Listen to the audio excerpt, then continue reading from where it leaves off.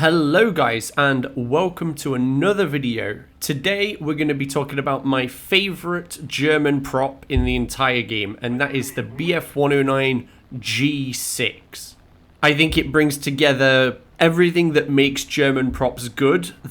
You might only find one or two of these characteristics on any individual plane, but the 109 G6 brings them all together. So if you learned something new or find the video interesting, don't forget to like and subscribe, and let's get into the video. So first things first, I kind of want to talk about the modifications, because the research order when you're playing this plane is kind of important. First, you're going to want to pick up the radiator to help with the hot engine, because the engine does run quite hot. And then go down the offensive belts line. When you get to row 3, make sure you pick up the U4 mod, and then continue down to the R5 mod. Then just prioritize engine and airframe upgrades as you otherwise would.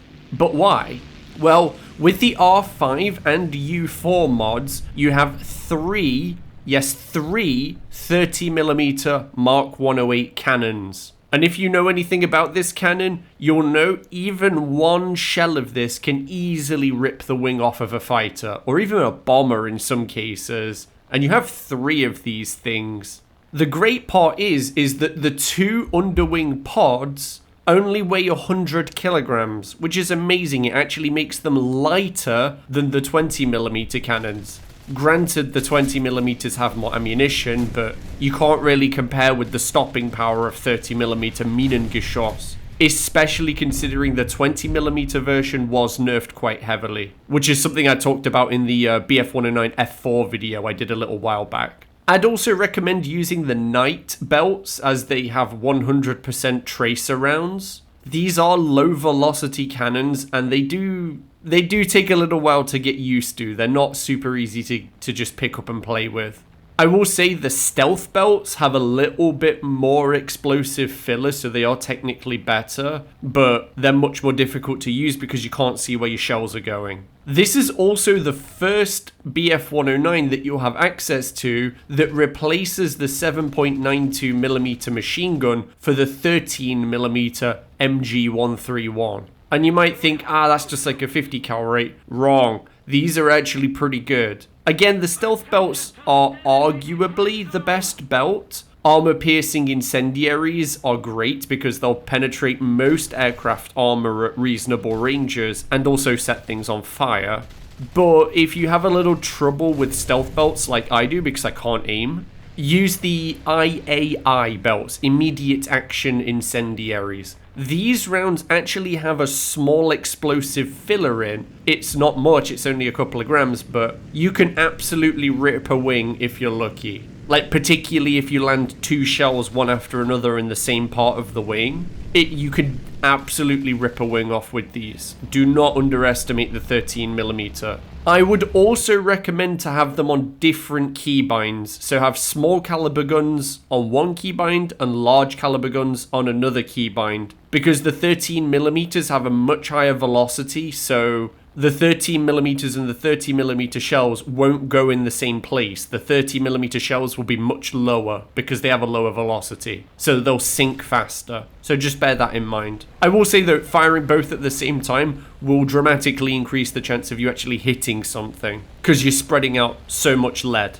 Onto the engine, it's much stronger than, again, previous 109s. It's 34% stronger than the one on the BF109 F4 and 24% stronger than the one on the G2 Trop, and only 10% less powerful than the engine found on the K4, which is the best BF109 in the game. Considering the firepower and the engine power, this makes it extremely powerful at 4.7 battle rating.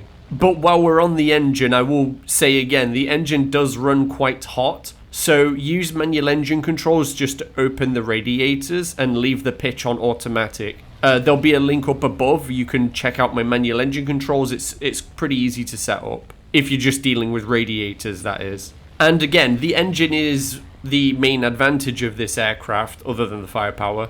You want to use this advantage to gain altitude for boom and zoom attacks, because really that is going to be your bread and butter in a BF109, boom and zoom, right? The problem with the G2 and the F4, which come before you, are that your climb rate isn't super competitive at that battle rating. So you kind of struggle to do what you do best, which is boom and zooming, obviously. And again, the K4 also has that same problem because it's at such a high battle rating. You're running into things like the P51H and the F2G and the Yak-3U, which, yeah, you're not really going to compare against them. But at 4.7, you have like exactly the right mix of engine power, but also a decent battle rating, so you can actually make use of it. The survivability is also surprisingly good. You have 60 millimeters of bulletproof glass protecting both the front and the back of your head, as well as an armored seat and an armored fuel tank. The armored fuel tank behind the pilot has a rear plate of 25 millimeters, which can actually even stop an armor-piercing 50 caliber round. Obviously, it's not going to do much against cannons, but when a 50 caliber machine gun round has to travel through the fuselage and then it hits the plate, there's no machine gun round that can penetrate that. So it improves your pilot's survivability massively. But with thick armor plates comes extra weight, and with the extra armor and the heavier, more powerful engine, this really does affect the balance and the handling that the G series has compared to earlier F and E series planes. It's kind of known that the G series handles a bit worse, and this is why. You'll lose in a dogfight against most opponents. Even American planes that aren't traditionally known to turn very well will still give you a run for your money if you don't know what you're doing.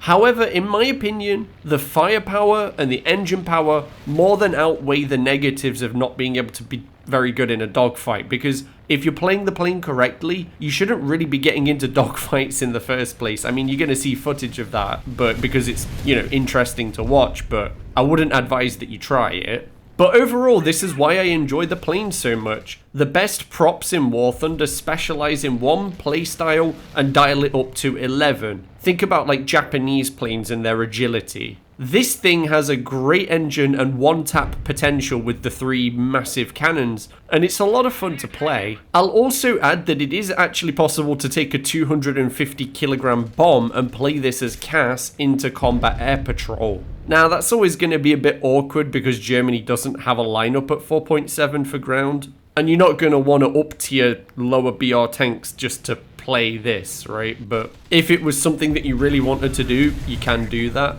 And it makes decent combat air patrol. Like, I have a bit of a love-hate relationship with most BF109s, right? Because, like, the F series are all-rounders, but they don't really stand out in any way, and they're not really the best at anything. And the later G series, like the G14, the G10, and the K4, the K series, they really struggle to stand up to more powerful planes that they see at their battle ratings, like I mentioned earlier, right? Like the P51H or the Yak-3U, or even the Spitfire LF Mark 9. But the G6 is in a happy middle ground, and that's what I love about it. 4.7 is a great BR. You get a lot of down tiers, which helps a lot. But there aren't really many super competitive planes at 4.7, right? Most of the sweaty planes are like 3.7 to 4.3 and then 5.3 to 6.3.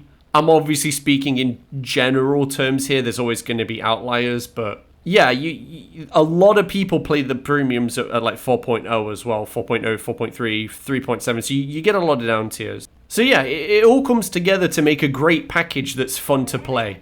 Good firepower, good engine, good matchmaking. And this is why the 109 G6 is my favorite German prop.